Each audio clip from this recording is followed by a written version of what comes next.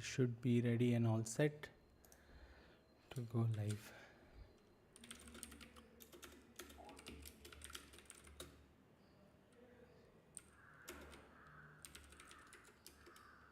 Yep, we're live now. Let's get started. So, hello everyone. Thank you for joining us on the live stream here. With me, I have Vishal. Vishal joins me from Pune today. But there's like a Mount Everest background, so please ignore that. uh, but Vishal joins me from Pune. Vishal is from InfraCloud. Like all of you know, I am Ram Iyengar, Chief Evangelist at the Cloud Foundry Foundation. And I met Vishal at KCD Bengaluru a couple of months ago, and I was very interested in getting his feedback and his take on some of the platform engineering stuff that's going on at the Cloud Foundry community. And so I thought I'll show him a few of the tools and other things that we have and get some feedback and also get some general perspective from Vishal about what platform engineering is. Is it just like hype or is there some substance to it? So well, without further ado, let's get Vishal on stage. Vishal, why don't you start by introducing yourself?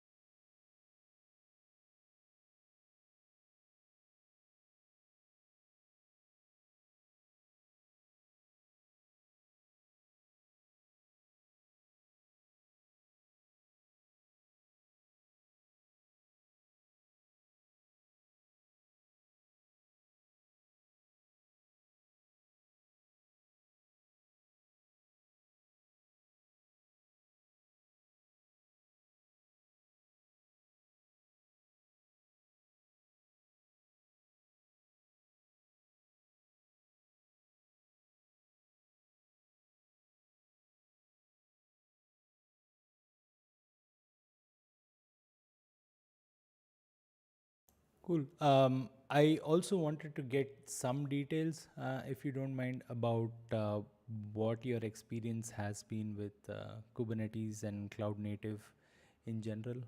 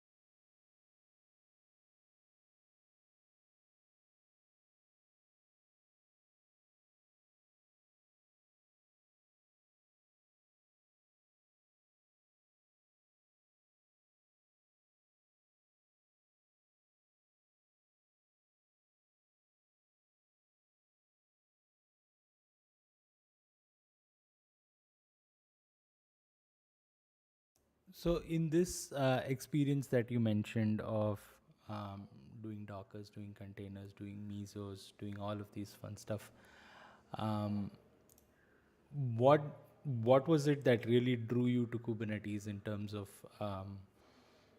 the technology itself? Like, what was it that made you like what you see and start working with it and adopting?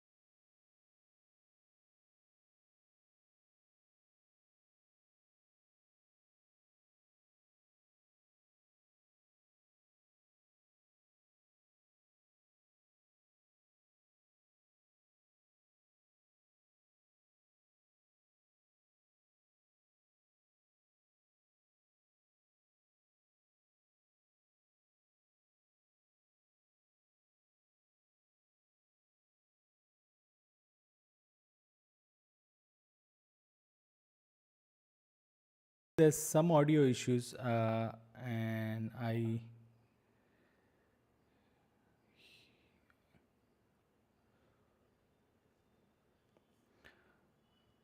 Okay, let's see. I've made a couple of tiny changes. Hopefully, this fixes the audio issues.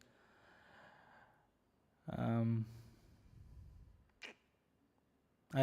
it's my ambition to do one live stream that doesn't have either audio or video or technical issues, and uh, no, unfortunately, they're not able to hear you yet. Looks like Ram, when you mute.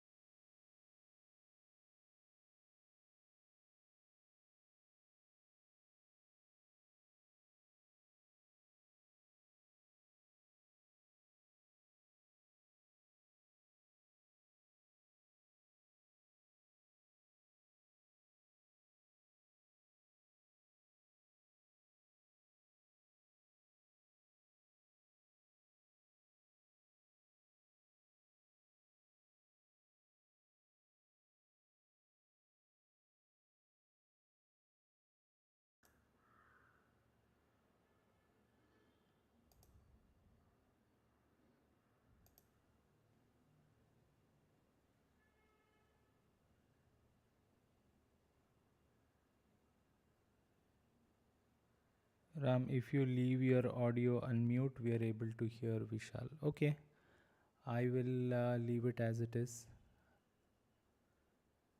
Okay. Should we redo some parts? Do you want to do that, or how do you want to do it? Maybe, maybe. Um, yeah, maybe we can come to it in just a bit. So, Sure. why don't you maybe just start with, what drove you into Kubernetes and stuff? Right. Right. Yeah. So, as I got into the Mesos world and started learning orchestration as a space, and kind of definitely it was interesting. And when I got into Kubernetes along with Rancher, that's how I got into really into Kubernetes basically. I think the flexibility it gave in terms of different kind of objects, whether it is deployment, stateful set, which was called obviously pet set back then, and a bunch of these different constructs that seemed very powerful to me in the beginning.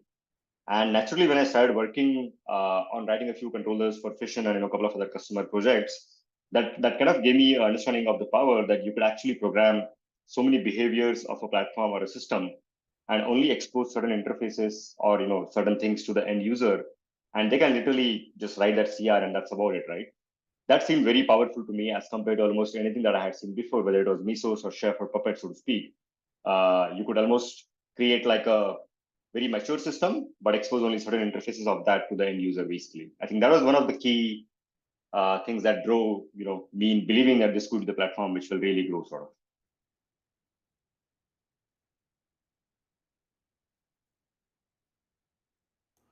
Cool. And let's switch tracks and talk a little bit about platform engineering. So, Sure. um, wo- what's your gut feeling about this? Is it just like marketing hype, or is there some merit to the whole platform engineering movement? I think there is some merit. That is my TLDR. Now, if you ask me why I say that, right? Uh, like in the case of DevOps as well, right? I think there's definitely a lot of merit in doing DevOps in the right way, obviously, right? And with that always comes a lot of other marketing and whatever everybody else trying to kind of jump the bandwagon, so to speak, right? I kind of think of platform engineering as very similar. I think there is merit in platforms and platform engineering and platform engineering practices, right?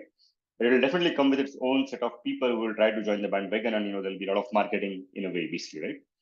But if I think of analogy, and I'm writing about this, I'll probably publish out an article in a week or two, maybe. If you think of DevOps, I think it was aligning the dev and ops teams primarily, right? Development and operations.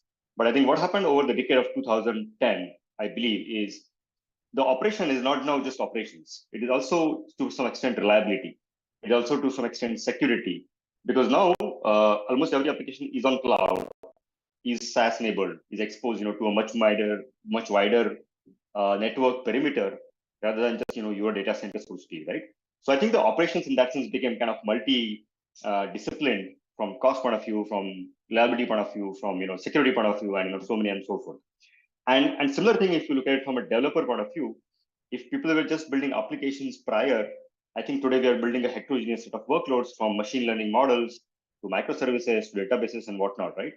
So what DevOps was like, aligning two disjointed systems. For me, platform looks like you're trying to join every dot of the organization, from cost, which is finance, from reliability, which is in a lot of SRE, to security, which could be a CISO's, kind of mandate, and development towards a single larger goal. Now, obviously, when we were trying to do that, and I think we kind of carried some amount of baggage from the DevOps world, in the sense that developers should learn operations, so operations should learn dev kind of thing. Flew also into now everything, right? Everybody should know reliability, everybody should know cost, everybody should know security. But I think that is not sustainable beyond a point. So to me, platform engineering is kind of redoing or undoing of some of that cognitive overload that everybody should know everything. Now we say, of course, not.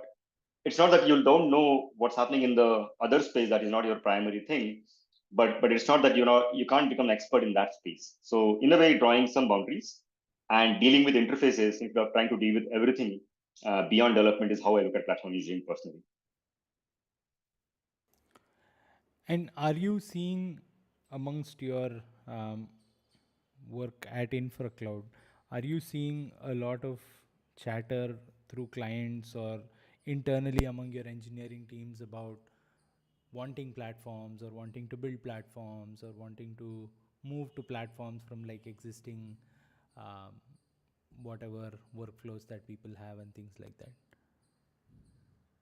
Right. I think there are two classes of customers, if I would have to categorize, sort of, right? There are customers who are actually building platforms, but not necessarily calling it a platform. They are technically building something that enables developers to do the thing that they want to do faster. They're just not necessarily calling it a platform per se. And then there is other classes of customers or new prospects that we end up talking to, which suddenly have understood or heard of this term somewhere, called platform engineering, and they approach it from that point of view, that something we are facing as a problem for sure, and they believe that could be the solution to the problem that they have, basically.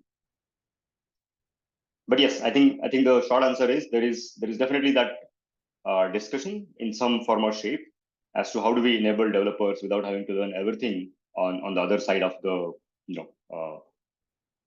operations or other aspects of development lifecycle, I would say.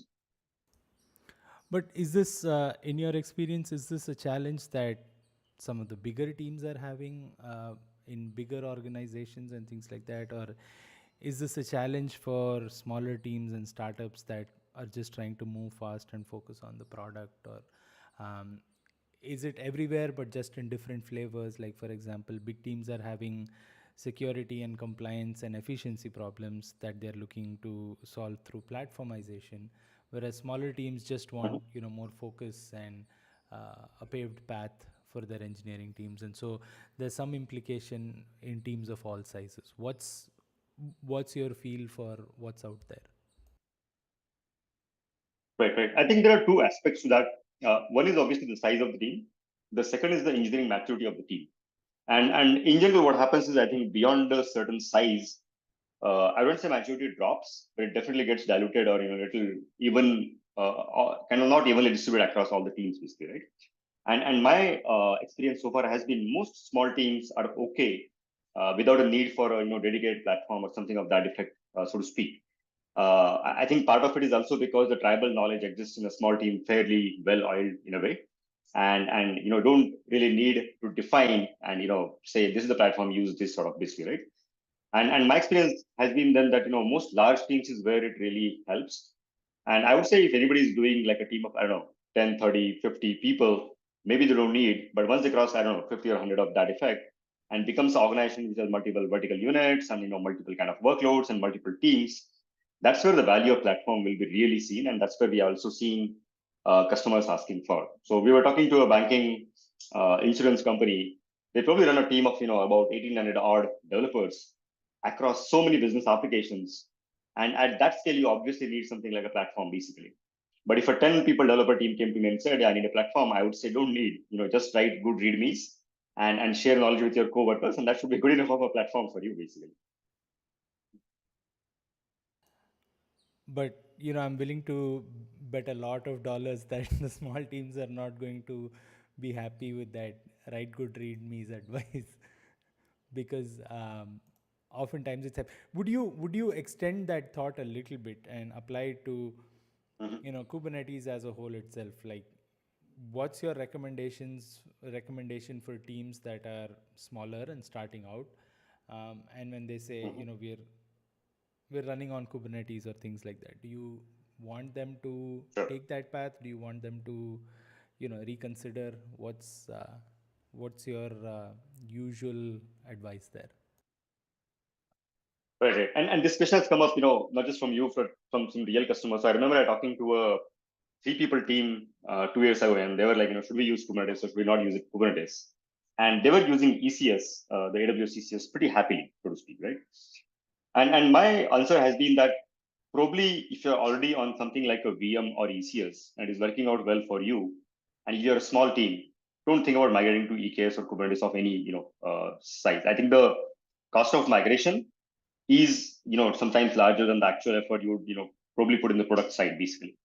But if somebody's starting absolutely brand new today, let's say you are starting a new company, startup, whatever you want to call it, with 1, 2, 3 people, and you want to choose, hey, should I use EKS, ECS, Nomad, or just do like plain like EC2?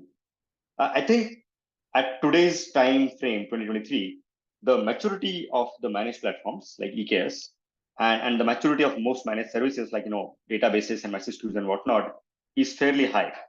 So I wouldn't hesitate from using uh, something like EKS and a bunch of managed services or any managed Kubernetes or managed services, and just focus, try to minimize the tool sprawl, so to speak. What that will do is two things. One is obviously in future, if I have to expand, I kind of expand without having to worry about that migration effort, so to speak. And I'm saying largely based on the fact that the managed Kubernetes has become far easier today than it was, let's say, in 2018, 19, or 20. I personally remember in 2017, I was working with a consulting in engagement with a customer. They were having 3 worker nodes running on Elastic Beanstalk, another managed service, from AWS folks, and they were contemplating migrating to Kubernetes. And just to set the context, there was no managed Kubernetes back then, so they would have to typically set up a kops-based, Kubernetes cluster, have 3 worker nodes and 3 master nodes. And I was absolutely against the idea because from total cost of operations point of view, it didn't make any sense at all, given the fact that you already had a stable working system on an existing managed service, basically. So that's I think the context and nuance I would use to make that decision, whether you already are into some sort of system which is already stable or you're starting from scratch. Uh, I think those are two different decisions based on where somebody is. Yeah, it's always been tough conversations for me with a few folks who are starting out and um, who are not necessarily at the scale where they would benefit largely from Kubernetes, I would say, and convince them to Mhm. play a waiting game on adopting newer technology versus building out the product first and things like that. So, but anyhow, I Sure, also wanted to dig a little deep and get into some details about what it is that you do at InfraCloud, and also what is it that sure, InfraCloud does, right? So, do you want to um, sure. share some stuff about that? Yeah, so I'll flip the sequence. I'll first talk about what InfraCloud does, and then I'll talk about my role as it has evolved, over last, whatever, 7, 8 years, basically, right? So InfraCloud is primarily focused on cloud native technologies, and in the early days, we worked with a lot of early product companies to do product engineering, and that primarily meant writing Golang, against some APIs, either Kubernetes or AWS or Prometheus or service mesh APIs, whatever that may be the case. And we did a lot of product engineering for a lot of open source companies like Rancher and also a lot of other closed source companies, in the early days. As Kubernetes became more mainstream in 2018-ish, we started working more with end user to do implementations, migrations, and transformation projects around like cloud native. And obviously, customer things varied, but largely, if I had to classify in two buckets, one was a customer who was trying to move to cloud native. So we would go in, write the first Docker file, Helm charts, set up the first infrastructure as code based Kubernetes, and then actually set up pipelines, move a few applications, dev, QA, production, make them stable, and then repeat the process across entire org to move them to Kubernetes. So typical, DevOps transformation, trying to move to Kubernetes as a platform, basically. But there also have been cases where customers we worked were running Prometheus at certain scale, but they were not able to scale beyond that point. We get in, understand the problem, figure out what the challenges are, make some upstream contributions, introduce them back into their, infrastructure, and kind of make the system scalable, right? So quite a wide variety of transformation or cloud native implementation projects, for lack of a better word. The third aspect has also been a lot of open source work. So we have been contributing to customer projects, some projects out of our passion, but we also maintain a couple of projects like BotCube, Fission, prowess are some of the names that we usually mention. Fission is a fast platform, as I was mentioned earlier. prowess makes multi-cluster observability slightly simpler, like setting up the multi-cluster monitoring. And BotCube is a ChatOps platform, for Kubernetes. It allows you to talk to Kubernetes clusters via Slack and Mattermost and whatnot. And we maintain these key projects on our own for a few years. BotCube is something we sold to a VC-backed company last year, and Fission we continue to still maintain and kind of grow basically. Now coming to my role, I think a lot of my initial work has obviously been very technical, working closely with customers, actually delivering work in product engineering. And as we kind of grew and Kubernetes became more mainstream, delivering the transformation or migration to Kubernetes kind of projects, obviously. I think both the COVID years, we also saw phenomenal growth. And that also kind of changed the nature of my role, obviously. Instead of me doing everything, obviously now I was trying to do it through leads and other folks, so to speak. And just to give you a sense of, like, we were 50 odd people prior to COVID and 200 people post COVID. So both the years, we saw double the growth. So a lot of my work today involves working with our key enterprise customers to decide strategy, get in the early designs right, and then trying to get the implementations to our teams, and we have some brilliant people, leading those customer teams basically. And obviously coaching the people, upskilling them in terms of, tech, non-tech, and so many other things basically, right? I'm still very active in the community in that sense, Rust and, Kubernetes, Pime, and a bunch of other stuff. But I would say it's a now slightly operator role, and obviously trying to keep in touch with tech when you talk to customers and stuff basically.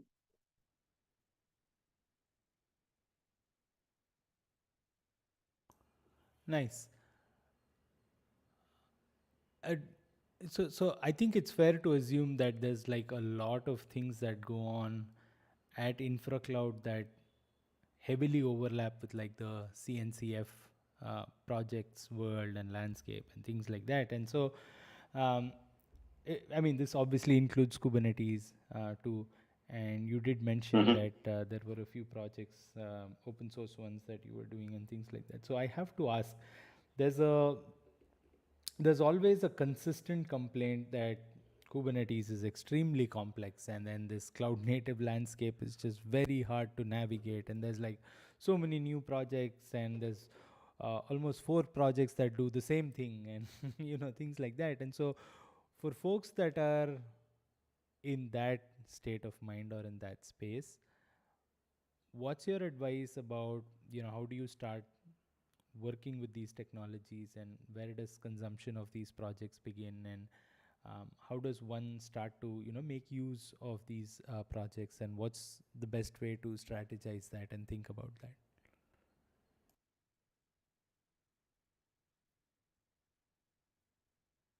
Right. I think there's a little bit of voice breaking, but I largely understood your question is that when you have so many projects and so many projects within one category, how do you basically end up choosing, and what is the kind of way to choose, something or the other, so to speak, right? Correct. So how do we basically essentially navigate this very complex landscape around Kubernetes, and also Mhm. Kubernetes' complexity on top of it, right? So it's layers and layers Yeah, and layers of complexity all the way down. So absolutely, absolutely. So I think Kubernetes is complex is something people used to say a lot. It has kind of reduced uh, over time, I would say. But having said that, landscape of CNCF is still very complex. Is something I think I hear even now, equally often. And obviously, as you said, for everything that you can do, there are tons of projects, and there's no clear guidance as to which one to choose and how to kind of combine, assemble them together, so to speak, right? Uh, but I have seen a pattern that if you look at the most organizations and the most basic needs, so to speak, right? Like beyond the orchestrator piece, which is Kubernetes, you need a couple of different things. Let's say you're doing GitOps style, let's say something like Argo, for example. Monitoring is obviously a must. So Prometheus and the ecosystem around that. And then service mesh if you need really. I think some of those 3, 4 blocks, it is absolutely clear what people are choosing more or less. And there is that's like the minimal blueprint, if I have to call it, for anything that you need to run, basically. Beyond that, I think most projects are still at a varying degrees of maturity. There might be very specific use cases or customers who have a need for those projects, and others may or may not. But if it comes to choosing, I think the way I would look at it is figure out what you need as a requirement and try to choose the top 1 or 2 category leaders. And generally you look at the maturity of the project in terms of the time they have been around, the kind of users they have had over time, and things like that, right? That's probably a good criteria. Having said that, obviously there might be cases where you might need something still under heavily active development, but that has to be driven by your use case rather than by saying, I want to adopt XYZ because XYZ is cool or being talked about a lot outside. And I have seen that, many times more than I would have liked to, obviously. Um, but yeah, I think there is no obviously straightforward answer to this question because it kind of depends on the context of the org and the problem they're trying to solve, obviously.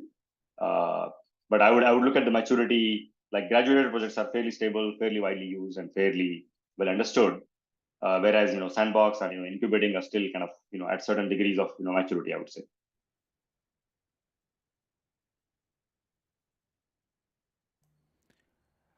so in terms of overall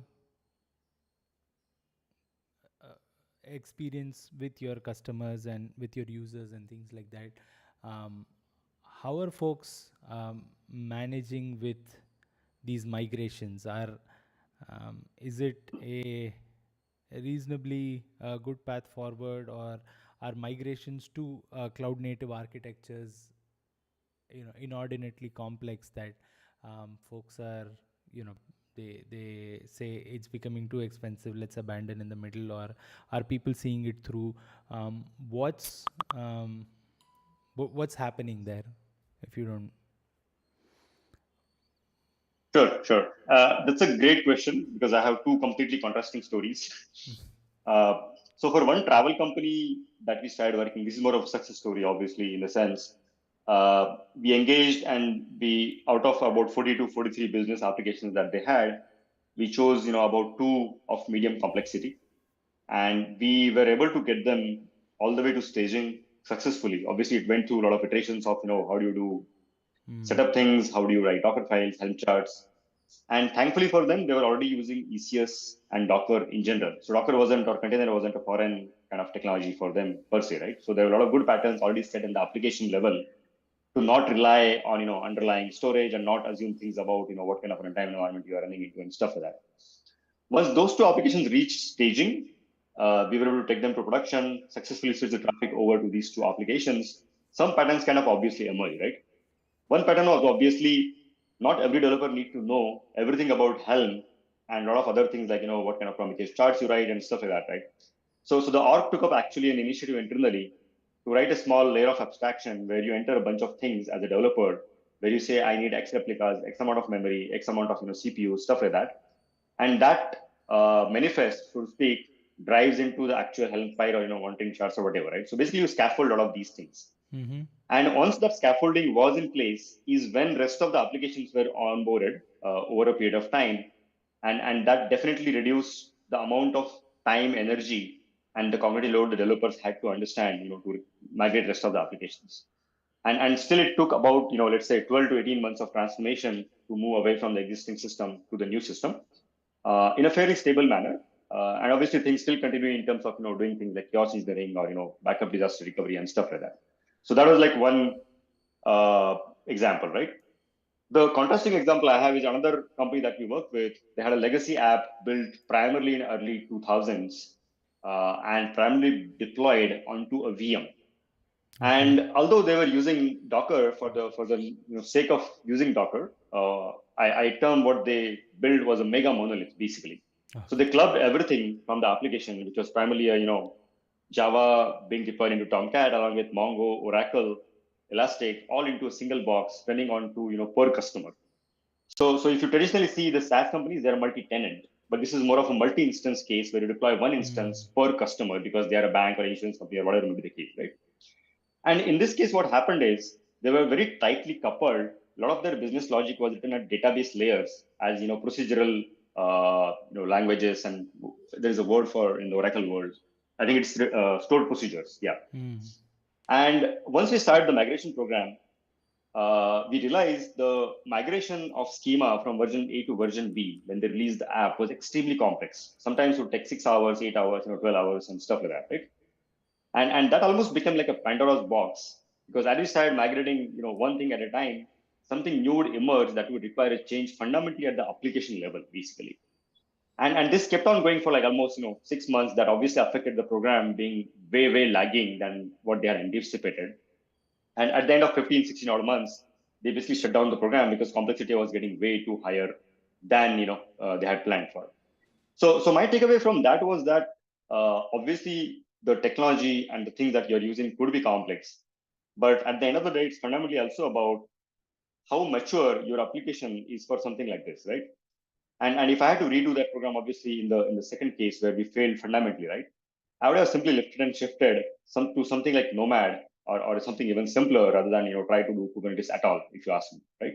So I think it's a shift from a container world, non-container world to container world, and how much your application is ready for that is kind of the fundamental question you have to answer. I think almost every other thing, there is enough expertise available in the open source world or in the community in general. But that fundamental question is about your application, I would say. And do you think there's also like a culture question that comes into play that's slightly outside the non-technical realm but is definitely impactful in terms of the project success or otherwise? Yeah, absolutely. I think I missed that point in the flow of the mega monolith in a way. But the second org where we were working, uh, culturally they were absolutely averse to new technologies in a way, basically. So there was definitely that unopenness to learn something new and try something new for whatever reasons. The org might have set incentives that way, or people may have got like that over time, right? And that means the apart from us who were consulting with them, nobody from the actual application team had an understanding of what makes sense in their application's context, right? So I think if there is no culture of learning or some sense of what's happening in the new world internally in the org, and there are no incentives to learn those kind of things ahead of the time, right? And we got into a situation also where we would teach them every week something about, let's say, Docker this week and Prometheus this week, but we could clearly see they were not willing to spend any time beyond those sessions to actually learn and understand how it applies to their application, right? So if an org is not fundamentally uh, willing to learn and new ways of doing things, I think that's kind of a red flag, obviously. uh, that is one cultural aspect that I think that played a huge factor in that second thing, not succeeding at all, basically.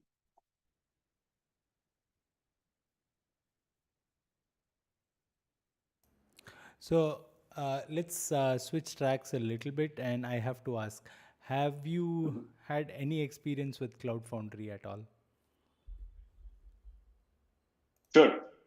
So actually, my first interaction with the open source cloud world kind of happened via Cloud Foundry. 2009 or 10, I attended this session at Google DevFest. I learned about Google App Engine, and the whole promise was, you write the code, and almost everything else, is something that you don't need to worry about, right? And when I started looking for something equivalent in the open source world, is when I kind of jumped or found Cloud Foundry. And I was based in US that time. There was a company called App Fog, which was basically a Cloud Foundry distribution, and they were running a SaaS service using Cloud Foundry, I'm assuming primarily. And I attended a couple of talks and local meetups and conferences by AppFog and Cloud Foundry folks. And it was actually very fascinating. And when I got back home, I actually remembered I downloading the Cloud Foundry VM. I don't know if there was a specific name for that. And I was able to run the entire thing and do the CF build and push into that local Cloud Foundry myself. Uh, I played around with that a little bit, but actually never got a chance to work at my work per se on Cloud Foundry. But yeah, I'm aware of Cloud Foundry in that sense, and I've been following kind of from more of a outsider's view of what's happening in the Cloud Foundry world, basically.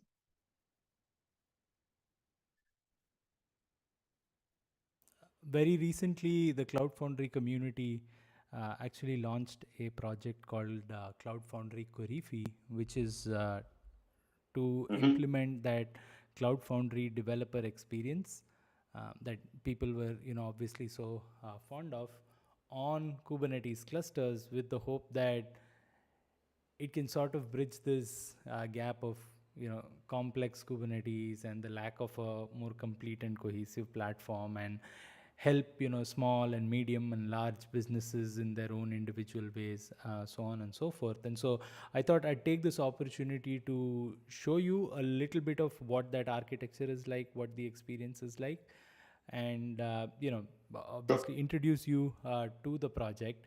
And while this might not be sufficient time, but also like gets some feedback, um, but also like if you can take that information back, explore it a little more, and come back with more, it'll be super useful. So I'm going to share my screen now,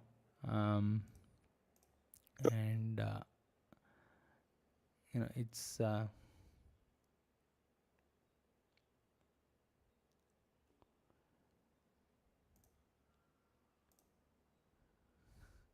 it's fun only when two developers are chatting and there's a terminal window on screen. So Yeah, totally. I have a build running here, and there's a Kubernetes cluster at the back. So Sure. this cluster is a local kind cluster, and it has like the basic Kubernetes stuff, but it's also got this Korifi pod that's installed on it. And Korifi is basically a set of CRDs that implement a lot of the stuff that you need in order to run Cloud Foundry on this. Now I'll pull up a couple of architecture docs that will give you some idea of what this is. Sure. I'll drop links to this in the video recording later as well. But essentially, this has been the Cloud Foundry community's third attempt at running Cloud Foundry on Kubernetes. So the first attempt was a very naive, let's take the Cloud Foundry container orchestrator out and replace it with Kubernetes, and let's preserve like the whole Cloud Foundry tooling around this. And so that was called kubecf. It was actually adopted in production by a few folks, and it just ran, and this was like a big IBM driven attempt. And then there was a second attempt called CF for Kates, which had a lot of SUSE participation and general VMware and other folks, what have you. But Sure. that was also that was a slightly more cloud native approach, where they said, hey, we don't have to necessarily have to cobble these two very distinct architectures together.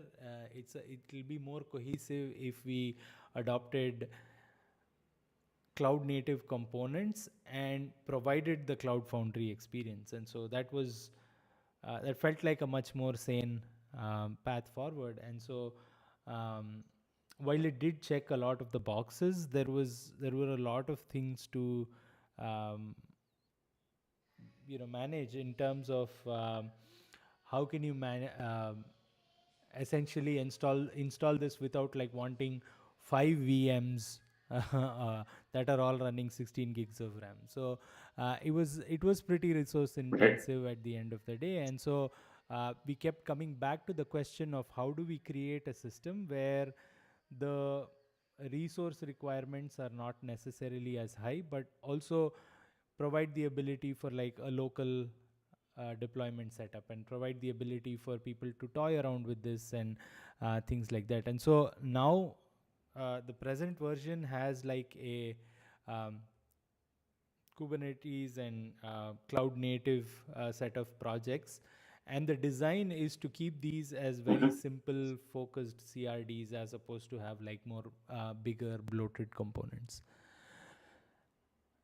Sure. Internally, this has a couple of workflows. I'm just waiting for this architecture diagram Mm-hmm. to show up, but let's see if I can find that locally. It's heavily inspired by the Knative workflows, Mm-hmm. which is there's a build workflow and then there's a run workflow. So the build workflow essentially builds the um, container or the component that needs to run, and then the run workflow will just pick that Sure. up from a container or artifact registry and then run that. Mm-hmm. So it's 1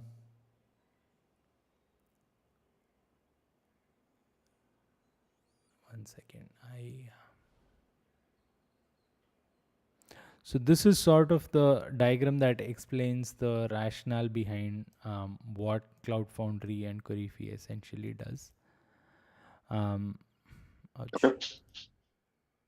So on the left hand side here is all of the things that go down the stack that are actually required for an application to run. And then there's these couple of components here that Kubernetes is meant to handle. And then on top of that, you need like a whole raft of things in order to get your application actually working and functional. And so this is again borrowed a lot from the containers and the VM ways of working. And where Cloud Foundry Korifi comes in is it'll take a single command approach to creating all of Mm-hmm. this, not unlike Heroku of the past. Mm-hmm. So Heroku and Cloud Foundry are sort of Sure. joined at the hip, so to say, in terms of what they enable. So that's uh, that's the reason that this stuff sort of exists. So create that experience for the developer where they're able to gain a lot of efficiency benefits from not having to write or maintain stuff Sure. that corresponds to like 15 other things in the stack, uh, while Mm-hmm. continuing to provide them the benefits of working with a container orchestrator and things like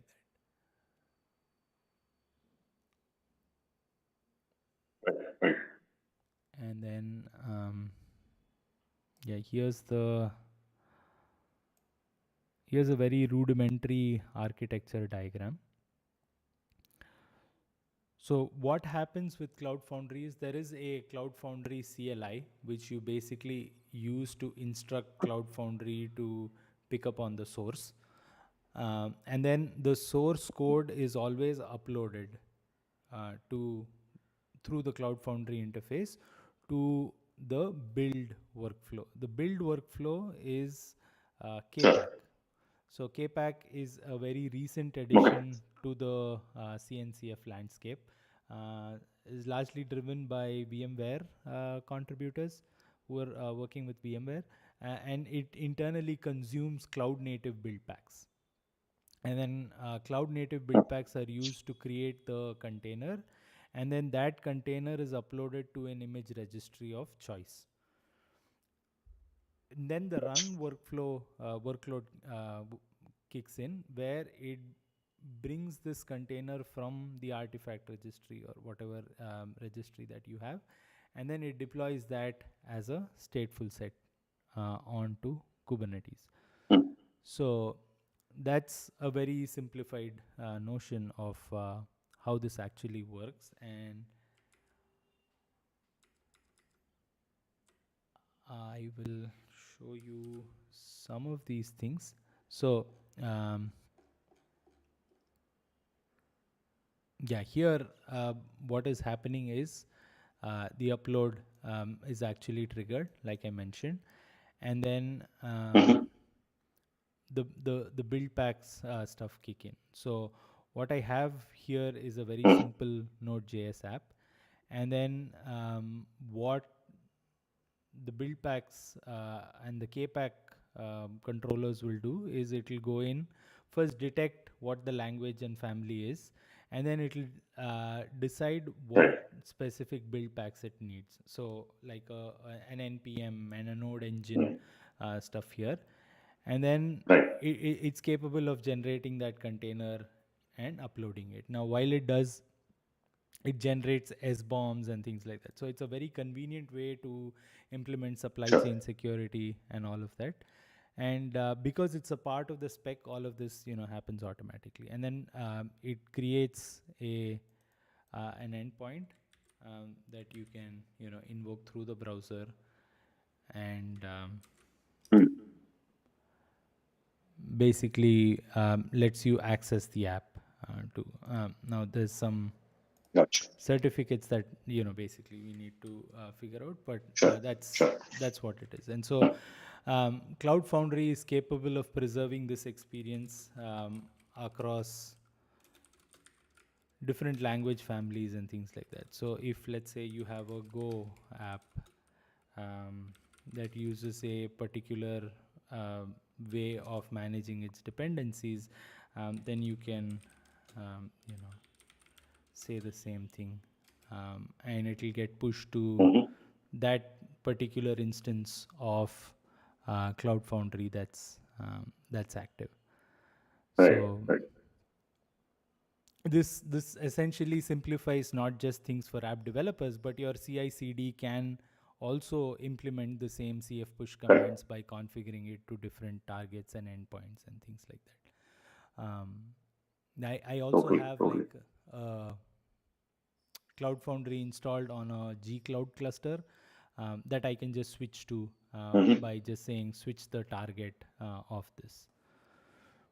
So the exact same command and the same interface will happen irrespective of languages, irrespective of families and frameworks, and whatever a developer wants can essentially be enabled through that single command workflow. Right. And if you how does this work in case of like people working in multiple services? Like this is a simple standalone app, Hello World sort of, right? But I'm just curious, when you're working, I don't know, 3-4 microservices and obviously different teams working on different ones, right? Does the flow still remain similar? You can, so you have to obviously branch out, and different teams will maintain different branches of their code bases, and you can configure Cloud Foundry to borrow from that Git URL every time you want something triggered as well. So Cloud Foundry will then exist not as something that works from the CLI, but something that works off of your main branches. So you can configure it to pull from any repository and then upload that code to the build workflows.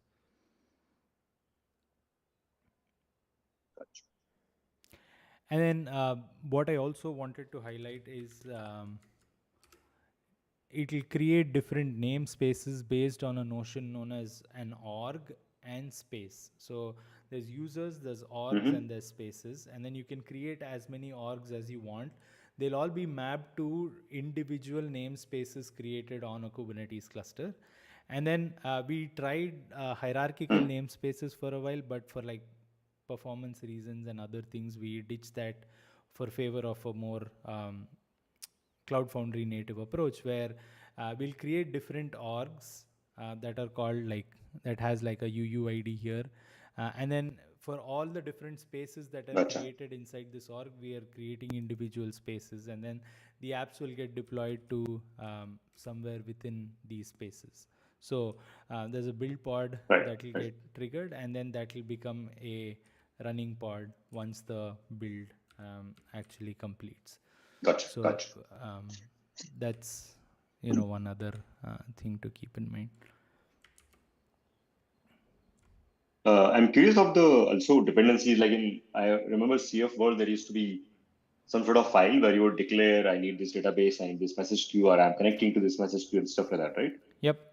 And then the second derivative of that is like this will be different from environment to environment. So I'm just Yep. curious to see if there is something similar here as well.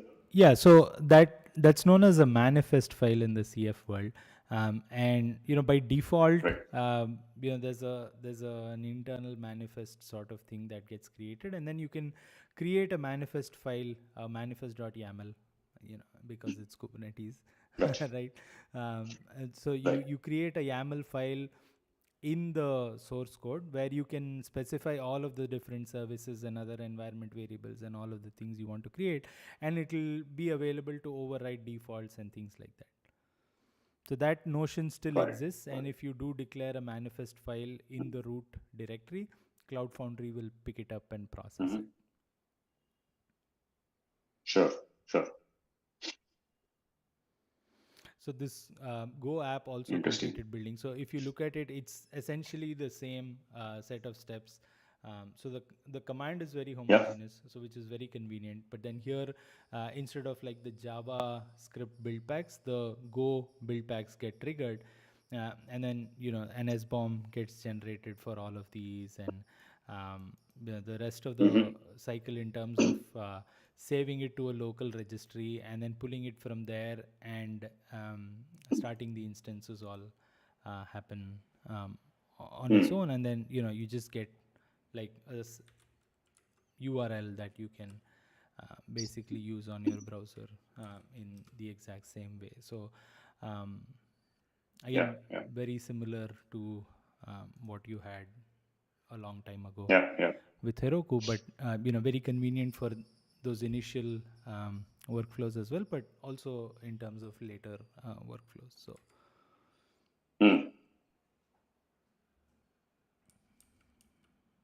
Nice.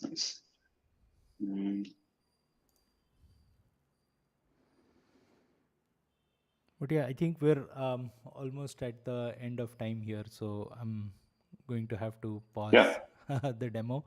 But thank you so very much for taking the time and having us as a part of your schedule this week. No, I'm excited to see what I see on the screen, and definitely would love to go back and try a little bit for sure. Seems definitely exciting. I have of course looked at build packs earlier, but I didn't know of KPack and stuff. So looks pretty neat to me. Cool. Thanks, Vishal. Thank you to everybody who's Thank you so watching much, as Ram. well. Thanks for joining us today, and hope